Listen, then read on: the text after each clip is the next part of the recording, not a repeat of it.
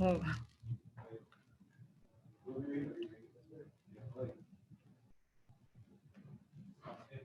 Travel size. Okay, we are good to go. All right, let's go ahead and get started. Welcome to our special meeting, Chapter City Council, Monday, June 15, 2020. Call to order at 4:32 p.m. Roll call, all council members are present. Pledge of allegiance will be led by Councilmember Garcia, and the invocation will be led by Mayor Alvarado. Salute. Pledge. I pledge allegiance to the flag of the United States of America and to the republic for which it stands, one nation, under God, indivisible, with liberty and justice for all. Heavenly Father, we just come before you. We just thank you for all the blessings you have given us. And we also ask you, Lord, that you continue giving us wisdom, knowledge, understanding, Lord. And Lord, we just thank you for the hedge around our community, our city, Lord, that you have placed for protection. We just thank you for everything in Jesus' name. Approval of the agenda. Motion to approve is read. Second. Go ahead. We have a motion by Councilmember Gibbons, second by Mayor Pro Tem Lopez.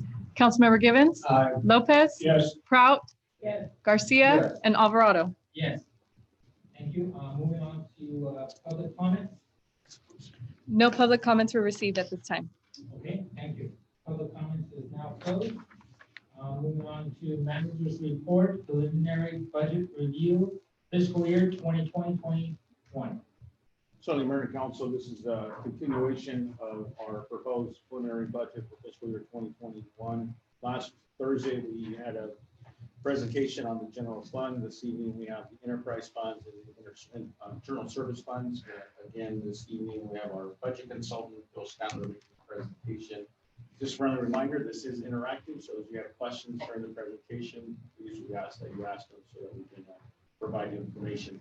Also here this evening is our Public Works Director, Michael James, when we talk about the water enterprise funds and sewer, he has the most knowledge and background on the capital projects and what's transpired in those particular funds.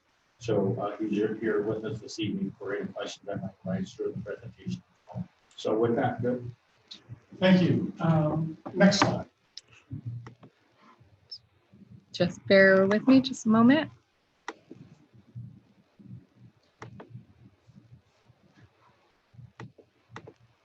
There we go. The purpose of this workshop, as the city manager explained last week, we talked about the preliminary budget overview in the general fund.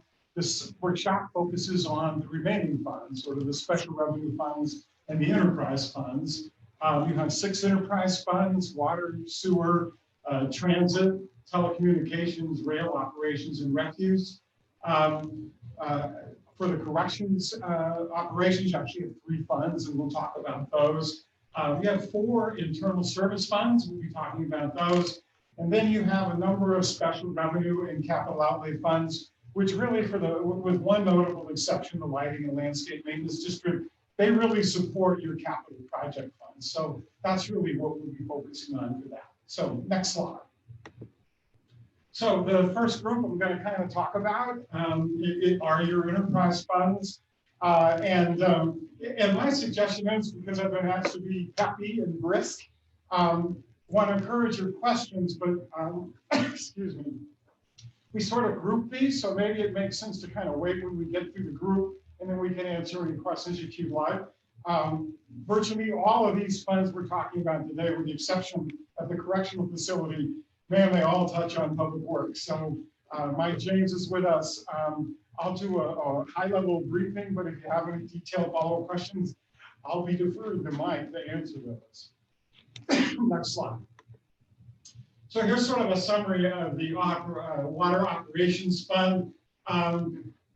The revenue's relatively consistent. They reflect the 3% revenue increase that's already been approved and scheduled for 2021. There's really no significant change in operations. And the only reason I've highlighted the 3.2 million for operating, we did discover we had sort of an Excel formula problem. It missed some staffing costs. Really doesn't have any significant overall effect on the ending fund balance, but I did want to point that out. The number that's here reflects that change, and we'll make sure that the final budget document reflects that. I think probably the more significant item is what's proposed for the upcoming capital projects. And so next slide, please. So these are the major capital projects that are planned for the coming year. The most significant of these, at least for the coming year, is continuing with the meter retrofit program, continuing with water tank repairs, and working on well number 12 carbon, assuming that's carbon filtration system. And so those are the major projects, and they really kind of continue on at about a fairly level expenditure throughout the rest of the 5-year CIP. So, maybe I will stop here and ask if you have any questions about the water fund. Well, if not, let's move on briskly to the wastewater fund. Again, it has, reflects the scheduled rate increase. Kind of good news. They say if you're going to make an error, at least make it consistently. So that same formula problem we had in water with staffing we had in wastewater as well, really modest. But this number reflects that change. And as you can see, actually costs are a little bit less proposed in 2021 than they were operating costs than the budget in 2019-20. So really no significant changes in operations there. Again, the only significant fluctuating item is the capital improvement plan projects. So next slide, please. And actually, there's only really a handful of projects here as well.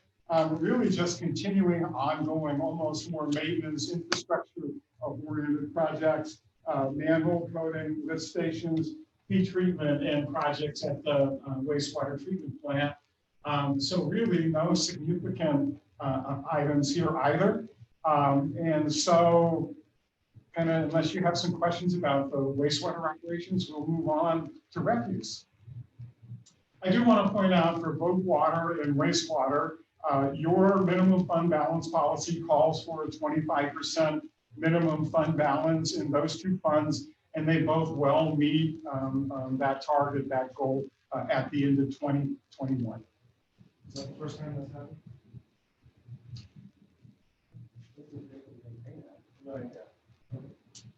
Next slide. You also have a separate impact fee fund where you levy impact fees or connection fees on new development.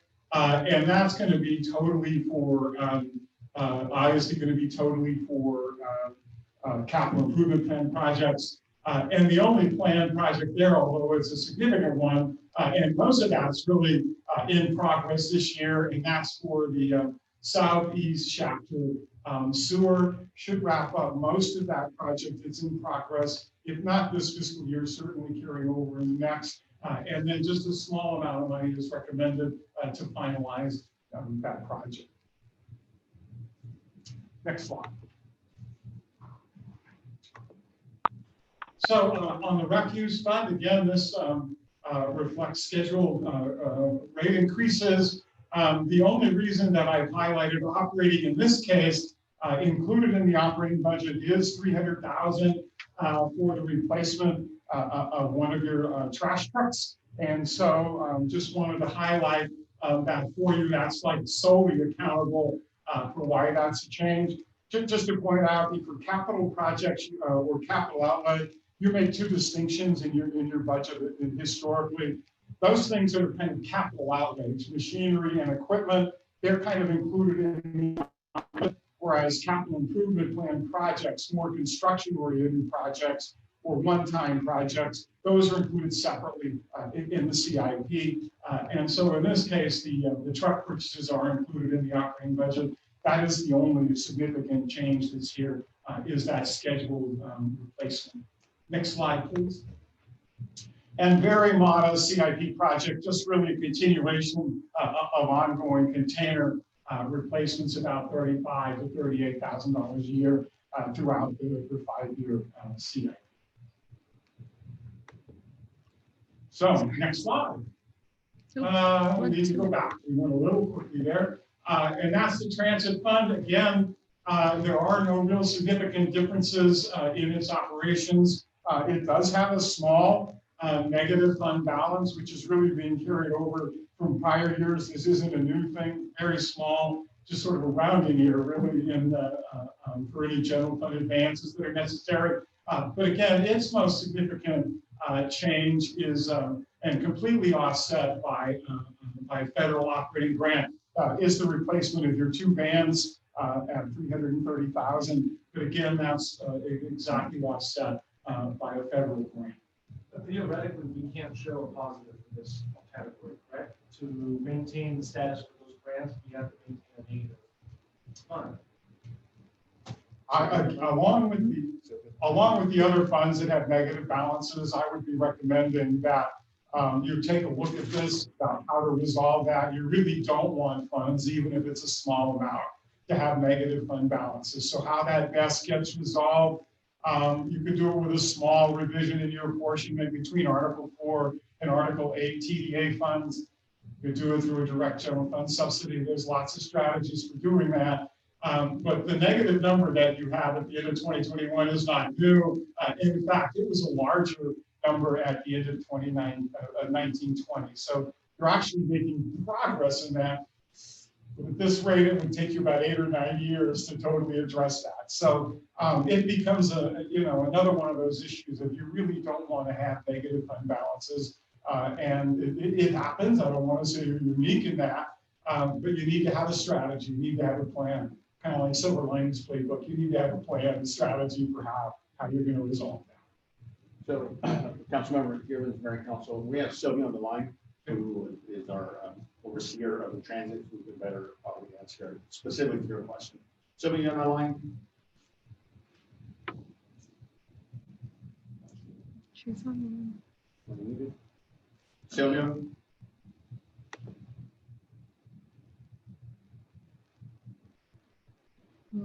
I see there's 2 5,000 lines, but she's not connected there. I think she's at work. That's fine. That's fine. Something told me there was something Jim would always propose, balance, if you will, that the grant would die off if we showed some type of positive with that. And that's part of our dialogue actually. Right. And so if we show a positive, then that grant goes away. We're no longer allowed to use it, which would show a much higher negative than what we're really showing. So yeah, just a little clarification to that. If we can raise her, we'll have her come back. Thank you. Next slide. Oh, I'm sorry. I'm sorry about that. This is the telecommunications fund. Again, it's going to end with a negative fund balance. We talked about that on the general fund side. Funds are assigned and set aside in the general fund to cover this. So it's not unrecognized in the general fund. And again, the recommendation is in the coming year, when the new administrative service director comes on board, to really address how this can best be handled. It might take a multi-year strategy in order to do that. But at the end of the day, you don't want this fund to continue to have a negative fund balance. You want to address that. Operating costs are relatively straightforward with one exception. There is $145,000 recommended in capital projects. The most significant of that is $40,000 for fire suppression system. There's $100,000 of that that's for project-specific improvements outside the building. There's about 10 of those at an average cost of $10,000 each. And then there's on-premise improvements that are necessary. Again, same 10 locations. Those are less expensive. Those are $500 each, but that's $5,000 in total. So that's really in order to address the infrastructure needs of your telecommunications system. And again, we've recognized both in the assigned and fund balance, as well as in the budget message, the need to develop a plan to address this negative fund balance in the coming year. Next slide, please. And the Rail Operations Fund has a similar situation. You'll notice its negative fund balance hasn't really changed. It's about, you go into the current fiscal year with about 1.2 million negative, ends at about 1.2 negative. But again, need to address that and what a longer term strategy is. There are really no significant changes in the Rail Operation Fund from the current year. Next slide. Which leads us to the Modified Community Correctional Facility, or the CCF. There's actually 3 separate funds here. There's the Operations Fund, which is the primary fund. There's a Canteen Fund, which is for the inmates to purchase toiletries or personal items. It's kind of fully self-supporting and funded by the sale of those items. And then there's an asset replacement fund. Funds have been set aside in the past in order to do asset or equipment replacements in the fund. So we'll talk about all 3 of those funds. But first, let's talk about the Operations Fund, because that's the most significant. Next slide. Yes, Mina, can you hear me now? Just earlier, it's also proposed to end in a negative position, about 2.4 million. For the proposed year, although this is difficult to assess, do want to point out it's based on 9 months of operation. Certainly could be shorter than that, potentially longer, I suppose. But that's the estimate. It's based on 9 months worth of operations. As we get closer to the mid-year budget review, we'll have a better sense of what's happening there. There's really not a lot of significant differences here. I do want to point out, when you see the asset replacement fund, it had a balance of 153,000, and that's proposed to be closed out and assigned to this fund as the facility winds down. There's really not a need to be setting money aside for asset replacement for a facility that won't be in operation. And really the changes that you see there in terms of revenues and expenditures largely reflect its winding down of operations. But I do think the next slide kind of helps put what the impact of closing this facility is in some perspective.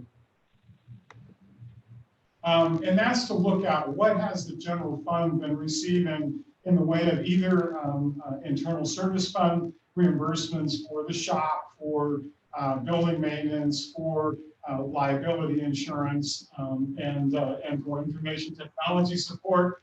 And that's been about 700,000 to 800,000 a year for ISF charges. And when the facility is no longer there, we won't be able to charge it for these internal services. Now that's not a direct impact on the general fund, because all of these ISF charges are allocated over all of the city funds. But it will definitely be an impact on the city overall, because you'll need to respread some of those costs over a smaller base. Now, some of these costs, in fact, will get smaller. When you no longer are in the correctional business, you won't have to pay workers' comp insurance for that. So you should see some sort of rebate at the end of 20, contacting your insurance JPA. There will be an adjustment for that, but you probably won't see that until the end of this coming fiscal year. So there are some of these costs and some of these ISF costs that are avoidable, if you will, but some of them are really just a distribution of the overhead base that you have. And as you lose a partner, if you will, if you lose a roommate in that, then that means the remaining roommates have to pay more to rent a room. But the bigger impact is the administrative charges that are really fall into 2 levels. There's one that's just the administrative cost reimbursement for the city manager, for finance, for human resources, for those other areas. And then there's a fee that you charge in being in the business. That was about 1.6 million in 2018-19. It's projected to be 1.4 million this year, and really based on 9 months worth of operations, projected to go down to $1 million. So here's the thing about the deficits that you see happening in this fund.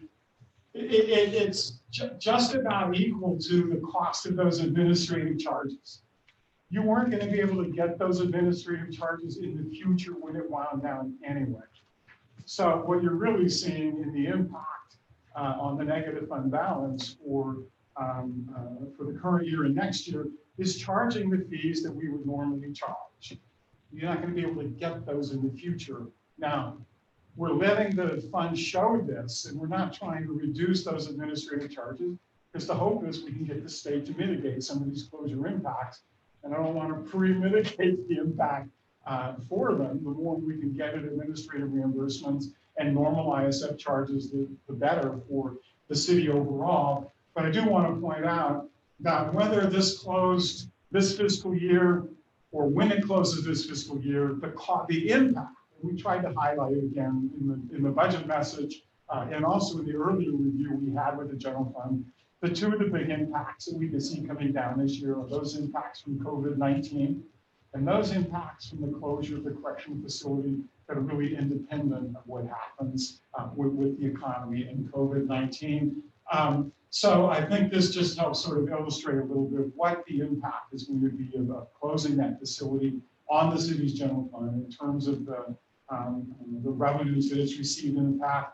But those were not going to be things you could leverage going into the future anyway. And again, that negative fund balance that we're projecting at the end of 2021, that's been assigned in the general fund. So it's we have funds set aside in order to deal with that. And so your unassigned fund balance is outside of those funds that we set aside. Next slide, please. And that's just to kind of talk about the Canteen and asset replacement funds. The Canteen fund actually projecting that will hit in 2021 with about 300,000. My initial thought and hope was we'd be able to transfer that to the correction to the operations fund, but that was definitely a hope, not an item. In discussing that with the chief, any projected monies that we have, and once the facility closes, but those have to be transferred to the state. And if you think about it, that makes sense, because any funds that have been generated there have been from inmate purchases. Those have been inmate acquisitions. And if there's any inventory left, that's going to be transferred to one of the Delano prisons. So whatever assets the Canteen fund has when it winds down, those will not be available and accessible for the city. On the other hand, as I pointed out, the asset replacement fund, those were internal funds set aside. Those can be transferred to the operations fund, and that's actually projected to happen in the current fiscal year. We still have about 15 days left, but it is still the current fiscal year. Next slide, please. And that leads us to the internal service funds. You have 4 internal service funds that are set up to really service the organization as a whole. It's a fairly straightforward kind of traditional local government approach to doing that. You have an internal service fund for building maintenance, for shop maintenance, which is really vehicle maintenance, but there must be some other items that are maintained for that facility, but it's largely vehicle maintenance, information technology, and insurance. Next slide, please. What I try to do here is really just sort of combine all of these so that you get a sense that whatever costs these funds incur, that's exactly what they charge out and distribute. So the goal for these funds is they don't have a fund balance. They charge out exactly the costs that they incur based on the various phases of allocation, like square footage for building maintenance, computers for information technology, vehicles for shop maintenance. So these are self-supporting, self-funding, and they really just exist as a mechanism to make sure we allocate and distribute those indirect costs fairly to the various departments and funds throughout the city. The only 2 things I do want to highlight here, in the case of information technology, again, correction that we just recently found, IT did request a vehicle for $30,000. That was not recommended by the city manager. And so that's a correction that we'll make in the final budget as well. So that'll actually serve to reduce that. And there will be small ripple effects. If the cost of the program is 30,000 less, then there's 30,000 less to be distributed among all the different funds and all the different departments. So that will have a minor sort of ripple effect throughout the rest of the budget. And I wanted to highlight insurance because we've seen some, you're hearing me better.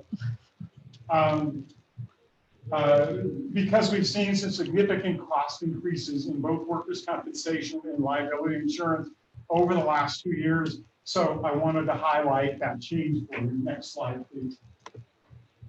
As you can see here, back in 2018-19, all insurance combined was 1.5 million. And now we're looking at 2.4 million proposed for 2021. You are a member along with 54 cities total, so there's 53 other members of the Central San Joaquin Risk Management Authority. So you pool your insurance costs with these other cities. There's good news and bad news about being pooled, of course. The hope is that spreads the risk among a bunch of different cities. No one city has to bear the brunt of an adverse situation. On the other hand, even if you don't have an adverse situation, if one of your member cities does, that's going to affect your rates. And you've had 2 significant events over the last 2 years. 2 years ago, there was a large fire in Visalia. It isn't the fire per se, but 2 firefighters died in that fire. So that's had an adverse impact on your workers' compensation insurance, which has to be shared by all of the members in the pool. And in addition to that, there's been several police departments in the pool that have had large claims that were settled as well. So, you know, this is an impact that all of your fellow cities have. And unfortunately, it is, you know, you've been a beneficiary of pretty stable rates in the past. But in the last 2 years, you've had 2 unrelated adverse circumstances, and that's driving your rates. Hopefully, you know, this settles here, but if other losses obviously happen, you have to share with that responsibility. What is the average cost outside of this joint venture? You know, do we know what the costs are associated with the cost outside of this 54 member group? My recollection of the RMA is that it's not, they pull it and we get our rate. So if I'm understanding the question, we weren't part of the pool, what would our workers' compensation rate be? If we were to use a different pool, if we weren't part of this 54 group, member group, what would that look like? So there's only a handful of these type of, most cities will self-insure. Right. So I'm not sure how many cities may be on their own, but if that's a question, we can do some research on it. But historically, most cities have always been part of the Central San Joaquin Valley Risk Management Authority. In the Bay Area, it's the Municipal Pool Authority. Southern California has other pool authorities, and so most cities have difficulty getting insured privately through a typical insurance carrier like State Farm or something like that, mainly because of the type of works we do, and so that's the reason that we typically pull together. Dropping the CCF off won't really help that because we still have emergency services underneath our umbrella, right? It'll help us some on the workman's comp in terms of our experience modifying factor, because anything in law enforcement, public safety is viewed a higher risk just because of the very nature of what they do versus an office clerical type of position. So we would see an experience reduction. We'll see a reduction once we drop the MMCCF. We'll see a decrease in our workman's compensation. Possibly even on the liability, because we won't have to insure the entire building for that purpose. So both in those areas, we should see a decrease in that. Isn't it correct that we also have a higher cost if we were by ourselves? Yes. Yes, that's what happened. That's why we had to move. And that's the danger of a pool. Well, it's plus and minuses. It's advantageous when no one has any experiences a significant loss. But when there is a significant loss, like we're seeing right here, the example that Bill stated, we all share that risk. We all share that money and put it back into the pool, and that's what pays off. So we sort of cover ourselves. When times are good, but when times are bad and there's a significant incident, we all pay into it. Yeah, I think too, if it's correct, we would receive funds back, if there were no claims Yeah. and things come out there. I believe it's every 5 years that they'll sort of reconcile the fund. And if it's, once they've played out all the claims at the end of every 5 years, for 5 years prior, if there's monies left, they split it back out among the pool members. And so in the good years, we all get something, but in cases when there is incidents, then we definitely don't get anything back. We're on year 3 of ours, right? Or year 4? No, I don't know that. In It's terms been a of- few years. It's been a lot, it may be more than It's been continued, right? I think it just continued to begin 3 or 4 years ago, at least at 5. that. It's been a while. But I think just about every city in San Joaquin is part of this, from all the way down to Arvin, McFarland, Wasco, Tehachapi, Ridgecrest, all the way up north of Ribbon and all those areas up there. They're all part of this. Gabriel, also, this is Sylvia. Also, keep in mind, I reached out to the RMA when I was gathering these numbers, and I questioned the cost for the correctional facility. We are subject to pay the full amount, and next year when they review our payroll numbers, then we'll be getting a significant refund for that workers' comp portion of the facility. You want to ask a question? Now I remember what the question was. Oh, hey Sylvia, now that we got you on the line. The transportation funds, specifically the group that has the dollar rate portion of it, it's showing a negative balance. If I remember correctly, Jim had mentioned that was always going to show a negative balance to maintain the federal grant status. Is that a true statement? Yes, it is. What we do to close our books is we do an entry, do from entry, and then we just reverse it at July 1. What is that number? Is it like a 10% loss we're supposed to show, or a 90%? I can't remember what the number was. I don't remember. I don't know. I was never involved in that process. But it can, like, you probably look through the in the financial statement. Thank you. Mm-hmm. So in the case of that fund, we wouldn't want to show it as positive. We're not trying to get out of the hole. We're trying to stay in that range, because if we get too high, then we lose the federal grants, and then we drop down way further than we are right now. Because the revenue goes down and. Correct.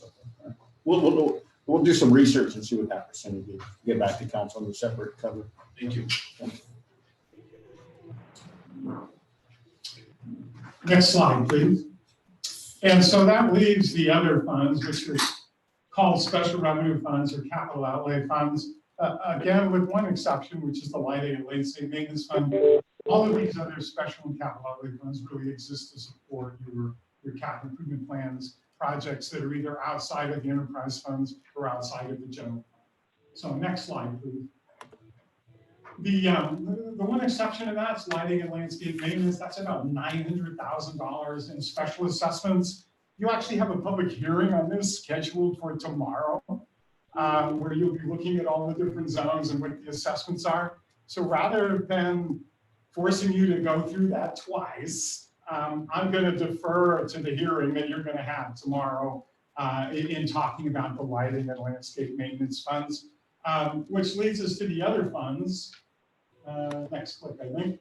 And really, as I pointed out, they primarily support CIP projects. So the remainder of our slides are based on the CIP projects that are scheduled for either for this coming year or the next 4 years outside of that are really not supported by the general fund or not supported by the enterprise funds. But basically, it's gas tax, it's TVA, it's federal grants, and it's your SB1 funds and your traffic impact fees. So let's go to the next slide. So this is what your grant funded projects look like. And the only reason I've highlighted this one project, which is the environmental review, for 7th and Standard is it's actually funded from 2 different funding sources. It's not quite half and half, but it's about half and half. Half is going to be funded from a federal grant, and the other half is approximately the other half is going to be funded from your transportation impact fee funds. But the total project cost for the environmental review is $880,000. And I also want to point out in the draft CIP you have, in a couple of cases where there were multiple funded projects, and this is really my error, without really fully understanding that was the case, kind of doubled up on the cost. So this is a more accurate reflection than the draft CIP you have, that this project is $880,000 funded from 2 sources, outside sources for funding, as well as your own transportation impact fees. And that's really the main project there. I think one other example, planned for grant funds, but not until next fiscal year, is for improvements at Manor Park. That'll primarily be irrigation system improvements and structural improvements to the picnic area. Next slide, please. Here's kind of your grouping of your 2 more local sources for street projects, and that's the Transportation Development Act funding and gas tax. Gas tax is pretty straightforward. That's just projected to be about $500,000 a year for project for pavement reconstruction or pavement sealing. The TVA funds are also largely for alley repaving and for pavement sealing as well. So really about the same amount of money going out in the future, really just dealing with ongoing paving and overlays and sealing funds between those 2 sources. And so here, believe it or not, is almost the last slide. Next one, please. And that deals with your road maintenance and rehabilitation funds, SB1. Again, those are kind of entitlement funds that you have. Again, the most significant item there is the Zerker Road sealing. That's intended to be kind of an ongoing project throughout next year and in the next years following that.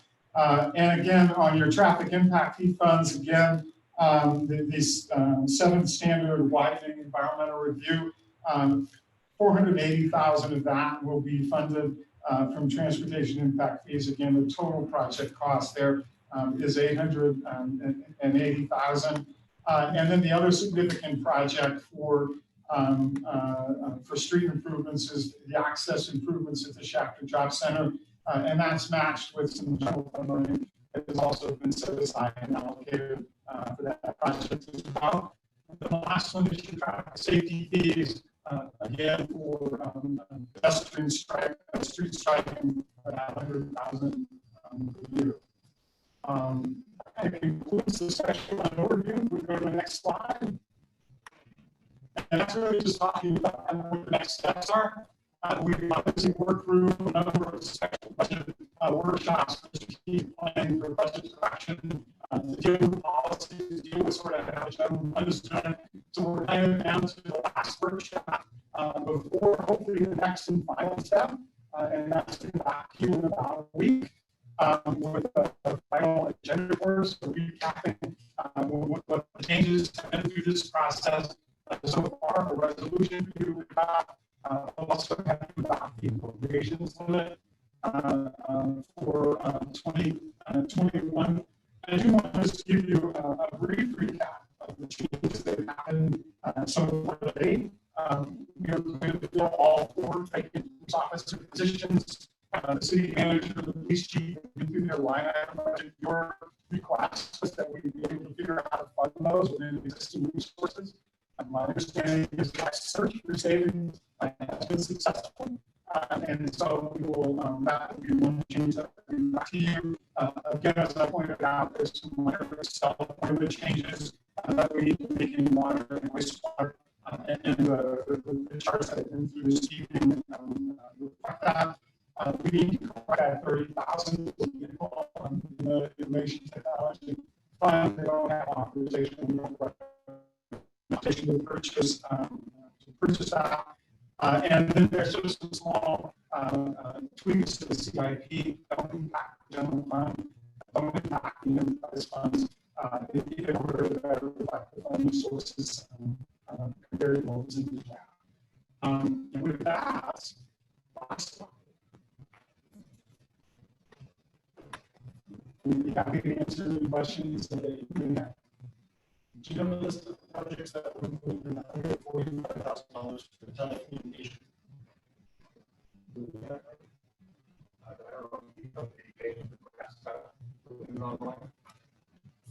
Scott is on the line.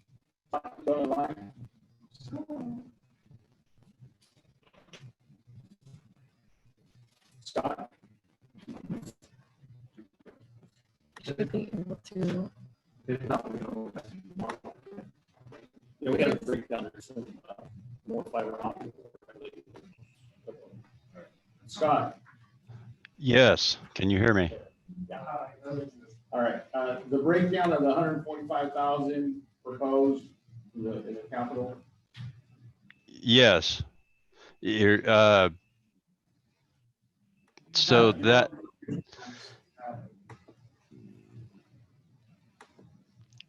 Big ticket items like 80,000. yeah, yes. Go ahead, Scott. I was going by memory, but I think you have the detail in front of you.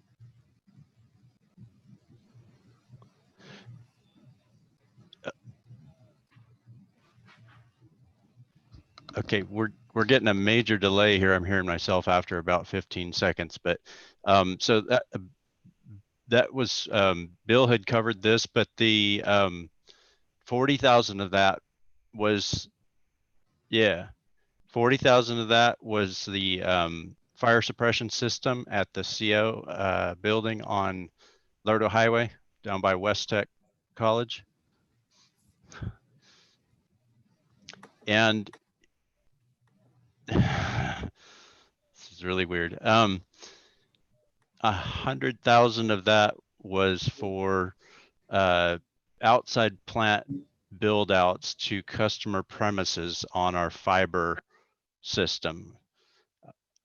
And that's primarily for the use of internet providers that will be giving service to customers within the Shafter area. And that was estimated at 10 build outs at an average of $10,000 a piece throughout the year.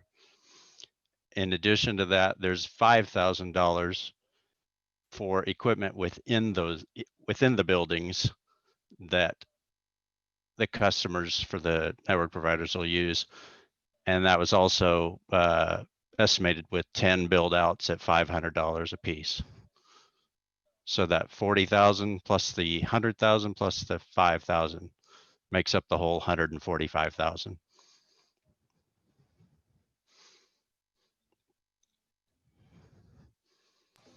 All right, so the 10 build outs for the potential 10 customers, is that internal core of Shafter? Is that, I'm assuming, commercial customers, or is that going to some type of third party, CenturyLink or Spectrum service who's going to give fiber to residents? What does that look like? That is for providers that are on our fiber infrastructure and leasing fiber from us. So all these costs, they're upfront capital from the city, but we make those back over typically either a 3 or a 5-year agreement with that provider, with about anywhere from 6 to 10% internal rate of return. And so the two providers on our network are Vast Networks out of their Central Valley internet provider, and CenturyLink, which they came out of Level 3, you might have heard of as well, and originally TW Telecom. So yeah, it's just for customers that are on our fiber network by one of those two providers that leases fiber from us. Okay, so then that $100,000 cost, right? 10 customers at $10,000 a piece. turns out in a 5-year span, that'll turn out to $106,000 positive. Yeah, So it's not that we're approximately, spending, yes. we're actually returning that investment, so correct. that's why. Thank you, Scott. Okay, you're welcome. All right, is there any other questions from council?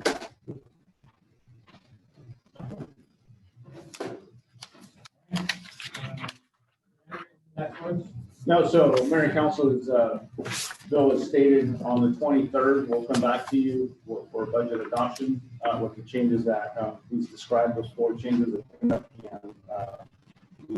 funding of the 4 officers. So if you want to have any questions between now and then, please reach out. Otherwise, based on your consensus direction, we'll be moving forward to finalizing the preliminary budget into final form and bring back to you on June 23rd. So like, we just considered the 4 police officers, not any other employees, like for maintenance or street guys or parks. Based on the direction from last Thursday, it was funding of 4 officers instead of 2, and all the other positions was funding proposed. Okay. Motion to adjourn, please. I'll make a motion to adjourn.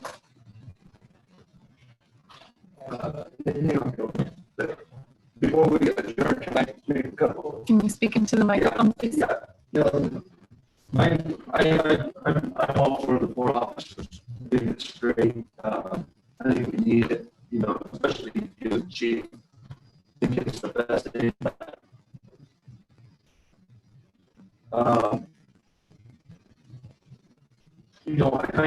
I don't know if I should tell you this private route right there, but at the end of the day, on narrow highway there,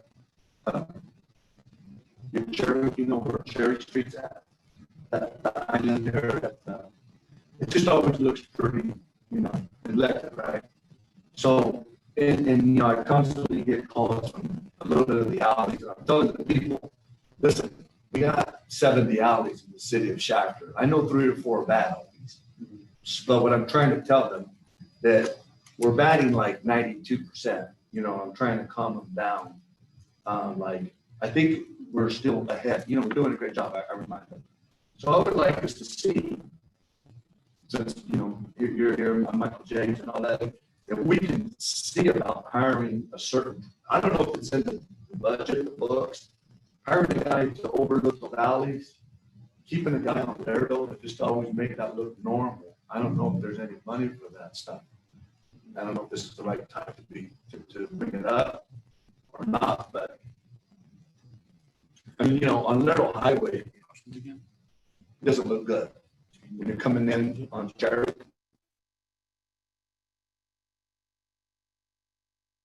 What do you think? No, I understand.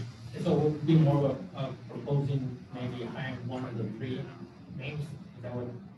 Well, getting at, or? just Take care of all the streets and yeah, and I know you're behind. I know, and I know Michael James and the group is doing good, doing all they can, because we got Gossamer Grove and we're all spread out. And it's kind of sad that, the city's been here 100 years, but it doesn't look, it looks great where Coleman's at, all the concrete, but if none of you guys think that, if you think it looks normal when you go by, then I'm the only one that sees it. I guess it's not that important. Something to point out, Councilmember Garcia, is that the improvements you're seeing along 7th Standard Road for Gossamer have been completely paid for by the residents out there, and through the landscape and lighting districts, they're maintaining it at a cost of about $600 per house per year. Right. So there is a cost to build it and maintain it. Yeah. We don't have the budget for the similar kind of district in place for Laredo Highway and other parts of the city, but that kind of gives you a sense of like what the value of that is. In a small, relatively small area. So, the staffing make that, establish that? Probably not. But we can talk about capital improvement programs to convert those unimproved alleys to concrete alleys, make it easier to maintain. Yeah. and stay on top of the issues you're seeing. Yeah, well, the alleys are fine. It's the pickup garbage stuff. And then again, out of like 80 alleys, we only have 3 or 4. So I try to tell the people, we're not perfect. This isn't Irvine or this isn't Santa Barbara, but I try to tell them like, just give us some time, give us some patience, be patient with us. And I do get some good response. I don't want to just sound negative, like, hey, they do say, hey, thanks for cleaning that refrigerator got picked up, or those couches, or those sofas. So I get that part. And I just think that we need to maintain just that little strip on there, no better, where it's all weeds and dead. Where the trees are at, that's it. Between Cherry and. Then between Cherry and coming in. Yeah. And coming in. I mean, I don't think that warrants the whole new staff member. No, I think it might be retooling the organization and putting them on a schedule to, make that a routine. Yeah, I think that might accomplish quite a bit. that'd be great. If we're not, if it doesn't accomplish it, then we may come back to you mid-year to, Yeah. let you know what we think it would take to make that happen. I mean, I don't want to be the only one. Chad, what do you think? I'd like to ask everybody what they think about that area. I don't know what you're asking to do. Just get the weeds picked up and cleaned, because the weeds that we have dead, it's dirt. We got 27 trees there. It's all dirt and there's weeds this high. So I'm just thinking, is that normal? I mean, when you go, when we go to our front yard, I don't see weeds on our lawn. Councilman Garcia, I see you, I understand what you're saying, and it is an eyesore. Yeah, there it is. I'm not going to deny that, it is an eyesore. Public Works, Mike James had just brought up, actually perhaps a solution, and maybe rerouting some internal members to maybe just start focusing on these islands on their road, by the railroad track, on Santa Fe, all these, by Del Taco, all these little islands, by Apple Market, because those are eyesores. They are looking pretty tacky, and I get it. They go to the state, going to the railroads. I understand that, I get that, but they do have bosses, they do have communication network. I get it. So maybe we could start focusing on that, because that is the entrance to our town. Yeah. And so maybe what Public Works, Michael James has brought up, just give him that opportunity, just go with that. And again, Michael James, I know the guys are doing a good job. I know they are, and I know they're working hard. And I'm just wondering, like you said, maybe we'll revisit it if it looks like we need at least a half a guy, or even on weekend guys, put some overtime into, before Jim Zerfus left, I asked him, hey, do you think would some guys appreciate some overtime on a Saturday to hit the alleys? Now, this is just once a month, maybe, because like I said, you got to remember, there's 90 alleys here, and 3 of them are only bad. So that's a great thing.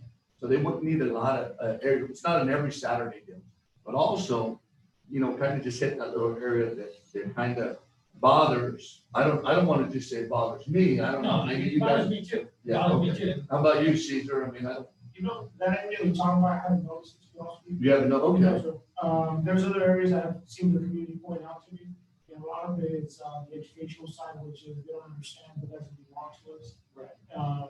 Such as the railroad tracks. I've seen people tell me, hey, clean up the road. Yeah. Doesn't belong. That's BNSF property. Right. And people just don't understand that, Yeah. because somebody else have a picture of somebody else cleaning it up. And say, Right. "Well, we do." Well, that's not our area to do. Correct, stuff like that. And so, but I mean, you say that, I believe. I mean, I think Kathy, it's have you more- ever seen that area? I don't think, Is it- I don't sorry. think it's a budgetary issue. I Right. think it's more organizational, Yeah. and that's it, honestly. Okay. It is organizational, but I think we need to continue the education of everybody in the community that has to contribute. Fortunately for us, I think Chapter's in a better light than many other places are. And yet that doesn't mean that we shouldn't be discouraged, or we should be encouraged to educate the others so that everyone helps out. Sure. Because believe me, it goes beyond. Whenever you do something for somebody, then they expect more. So Councilmember I think. Garcia, I think what might be effective is the people that are approaching you about things out of our jurisdiction, like Highway 43, for example, in the railroad tracks. There are online and phone services that can take those requests from the public. And I tested it out last week as the city manager can attest for the weeds that were on the island on Highway 43, I think, Sure. down the Laredo Highway. Sure. I didn't call them and tell them who I was. I just found an online tool and I found it to be very effective for response. Yeah. You know, and like I said, that's been the fine part. You know, the thing that is kind of concerning me is coming in and passing Cherry and getting like the Cherry where our island, that the city owns, I think the island of the Laredo. And there's weeds and there's no grass kind of there, you know. You're basically talking between where the guardrail ends There you go. and where the hardscape median begins. That's right. Unfortunately, that's a relatively short stretch. And I can tell you before the guardrail was assembled on Laredo Highway, we did contract with the Beta Weed and spray a sterilant on there to kind of keep the weeds down. Perhaps that was a stretch that was missed. Yeah. We can revisit with existing operating budgets that don't require staff. It's a contract with a professional like a spray. Sure. Now, in your opinion, would it be feasible eventually to think about grass in that area? I would probably never recommend a grass landscape median anytime soon, given the situation water crisis that we're in. You hear that the water drought's over, but in my opinion, my personal and professional opinion, the water crisis is not. The groundwater table is continuing to go down. Sure. And I think we need to be responsible with the landscape projects that we do, even for parks. So I would think continuation of the hardscape, which is easier to maintain, cheaper to maintain, and then you don't have the sprinklers that spray over onto the pavement and get the pavement wet, which reduces the useful life of the pavement. Yeah. So to me, the hardscape medians are the win-win for the future of those types of projects. Or maybe a rock gravel or something like that or whatever. As long as it's aesthetically pleasing to the community, I think we can look into those options, but I wouldn't be one to recommend grass. Yeah, okay, but sometime this week, if you would be able to just drive there in that area, just tell me what you think and chat. I mean, do you use that road to Bakersfield much, or you go the back way? No, I can easily take a closer Yeah. look, and we have a representative idea of what it costs per foot to improve to convert to a hardscape median. So in the future, maybe mid-year, we can maybe suggest some proposals. Yeah, and then at the end of the day, it's just the weeds that are 2 feet high throughout. Understood. And, you know, that's basically, if it was dirt, all dirt, probably be okay. But now there's 2 feet weeds throughout. And I just think our city's been here too long for it to look like that. I'm happy to look at that. Yeah. Come back to you at your next meeting, maybe tomorrow. Appreciate it. Okay, thank you for that. Anyone else before we adjourn? We have a motion by Councilmember Gibbons, can I get a second, please? Also, we have a second by Mayor Pro Tem Lopez, all in favor? Aye. Aye. Adjourn. Thank you.